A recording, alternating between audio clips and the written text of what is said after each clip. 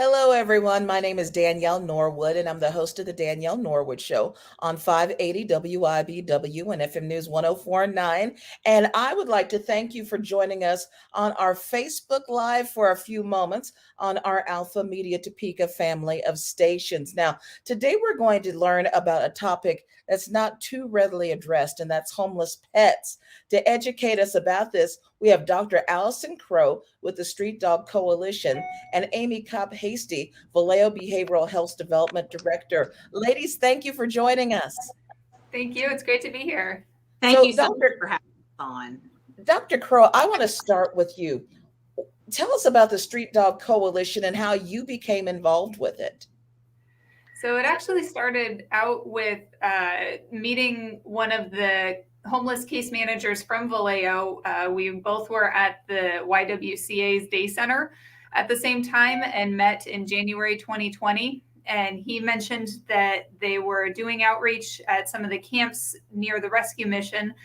And there was actually a dog that one of the homeless people there owned that had just recently had a litter of puppies. And he was wondering if they needed veterinary care and if that was something I'd be interested in helping with.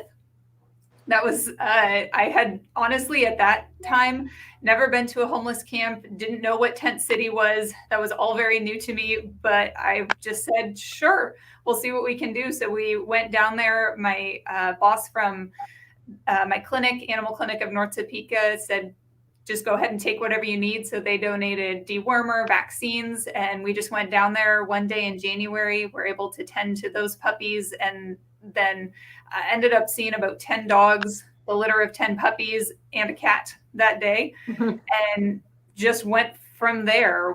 We started vaccine series on some of the puppies, and so that was something that they need puppy shots every 3 to 4 weeks. So we went back in February, did boosters, went back again in March. And then since then, we've been trying to figure out if this is something we want to keep continuing to do. The need was definitely there. One of the main motivations for me was that the caseworkers said that it really helped them to build trust faster with the people that they were trying to help, to be able to offer veterinary services as well as human services. And so we looked for a way to make it sustainable. And that's where the Street Dog Coalition came in. So we started partnering with them in June of this year. Some people might be surprised that people who are in homeless situations even have pets. Talk about that. For sure. There are honestly quite a few that have pets. And I think one of the most common stigmas is the idea that if someone is homeless, they have very limited resources to take care of themselves, much less take care of a pet as well. And while that is certainly the case in some situations, we also have to be aware that people haven't always been homeless. A lot of times you may already have a pet and then become homeless. And that pet can serve as really a stabilizing force for them. And it's a member of your family, just like it is for many of us. And just because you lost your home, you shouldn't have to necessarily lose that family member as well. They really do take very good care of their pets. Almost all of the ones I've seen have been very well socialized. They eat before the person eats a lot of times, if it comes down to that. And they really want to do the best that they can for their pet. And one of the reasons that we want to be able to help from the medical side is being a veterinarian in regular practice. I know that veterinary care is expensive, and it's something that a lot of people have difficulty affording. And what we want to do is preserve that human-animal bond by being able to support the veterinary side of things so that hopefully those individuals now have the bandwidth to not have to worry about their pet. They can worry more about themselves and be able to then spend their bandwidth and their energy accessing services from Valeo, services from the rescue mission to continue moving forward. So tell us what services that your team provides. Right now, we're focused mostly on preventive care. So doing wellness exams, vaccinations, heartworm prevention, flea and tick control, and deworming are the basics that we're doing on outreach. We also have basic medical supplies and testing supplies that we can treat ear conditions, eye conditions, allergies. And then for anything that's more intensive, including spay neuter, because we do require all of our clients to have their pets be spayed or neutered after the second time receiving services to continue receiving services. We do provide spay neuter for free. We actually just did a patient this morning, got dog spayed this morning, and we've been doing that at my clinic, usually about 1 or 2 a week. And then any other further care that would need hospitalization. We've had a couple come in for wound repairs or abscesses, that sort of thing we'll do on a case-by-case basis here in the clinic. How many people with pets are you able to help? Well, that is a growing number. We started off doing, I would say, about 10 animals per visit, maybe once a month or every other month last year. Right now, we've expanded to trying to do at least some sort of outreach every couple of weeks by going out with some of the mobile access partnership locations. We're doing that, for example, this Thursday. And then on Friday, we're going out and driving around to the camps. And I would say on average there, we've been seeing about a dozen clients and animals per afternoon at the MAP sites. And then depending on how close together the camps are, we can usually see about that many on ambulatory as well. And we do have on our list for this Friday to see another litter of 9 puppies out at the camp. So we've been expanding services. The need is definitely there. Right now, we're trying to just focus on, we can't do it all, but let's make sure we do what we can and do it well, and then slowly grow to make sure that we're still providing the top level of care. And most importantly to me, that each person that I'm seeing doesn't feel like they're in an assembly line and we're just trying to get things done. But I really care about them. I want to talk about their lives. I want to know how they're doing. We want to form that relationship with them and have that be more than just a medical appointment, but really a relationship builder, a trust builder, and that we're going to continue that going forward. That's so necessary. What has been the reaction from the people with pets that you're helping? So much gratitude. It really is amazing. My favorite ones are when we've gone out to people that know that we're coming, and then other people are just in the area and they go, "Who are you? What is this?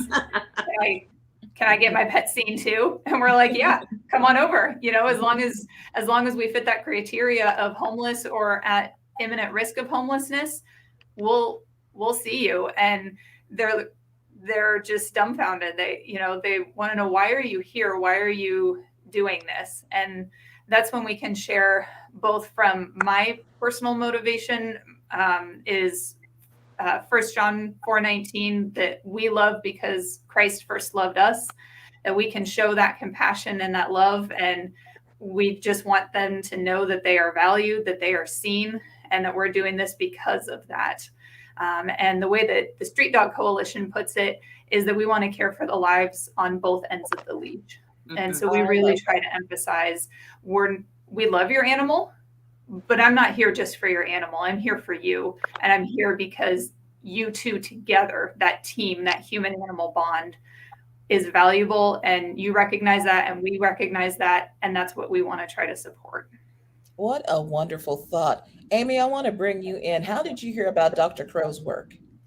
Well, through her work with Valeo, we have a street outreach team, the Hope team, and some of those folks have been volunteering with Dr. Crow through the Street Dog Coalition on their outreach days. And so I learned about that. Now, dogs are my heart. And you are a true lover of pets. Yes, I am. And so I have to say, this is very near to my heart. And on the days that Dr. Crow and her team are at MAP, I mean, it's really, I have to lock myself in my office because all I want to do is be over at MAP with those dogs and cats. I'm not going to leave cats out. But I mean, it's a blessing. I mean, it really is. The work that is so special, that is so meaningful.